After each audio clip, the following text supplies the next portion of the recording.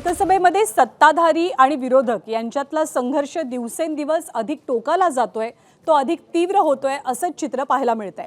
कारण लोकसभेचे अध्यक्ष ओम बिर्ला यांच्या विरोधात विरोधी वाकांवरच्या खासदारांनी अविश्वासाचा ठराव सादर केलाय।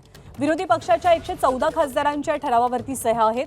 खासदार गौरव गोगोई, खासदार सुरेश याचबरोबर खासदार मोहम्मद जावेद यांनी हा प्रस्ताव दिला।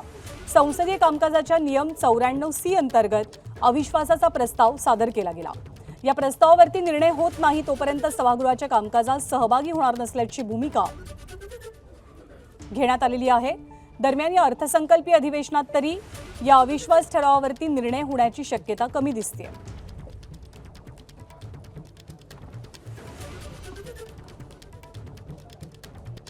पण लोकसभेत आज तब्बल 8 दिवसांनी एक प्रकारे सुरळीत कामकाज होतानाचं चित्र पाहायला मिळालं।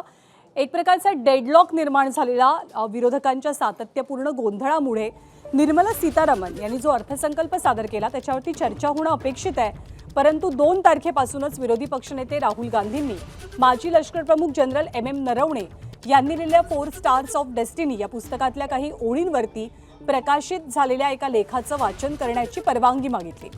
पण ते पुस्तकच प्रकाशित झालेलं नाहीये, त्यामुळे परवानगी देता येत नाही असं लोकसभेच्या अध्यक्षांनी सांगितलं। त्यानंतर लोकसभेत सत्ताधारी आणि विरोधी खासदारांचा गोंधळ पाहायला मिळाला। पुढे 4 फेब्रुवारीला पंतप्रधान मोदी राष्ट्रपतींच्या अभिभाषणावरती बोलणार होते, पण 5 वाजता सभागृहात काँग्रेससह विरोधकांनी गोंधळ घालायला सुरुवात केली। आक्रमक झालेल्या काँग्रेसच्या महिला खासदार पंतप्रधान जिथे बसतात त्या आसनापर्यंत पोहोचलेल्या, त्यामुळे मोदींवरती एक प्रकारे हल्ल्याचा प्रयत्न होता असं म्हणत लोकसभेचे अध्यक्ष ओम बिर्ला यांनी कामकाज तहकूब केलं। तब्बल 8 दिवस हा गोंधळ सुरू होता, पण आता दुपारी 2 वाजल्यापासून कामकाज सुरळीत झालंय। ABP माझा, उघडा डोळे बघा नीट।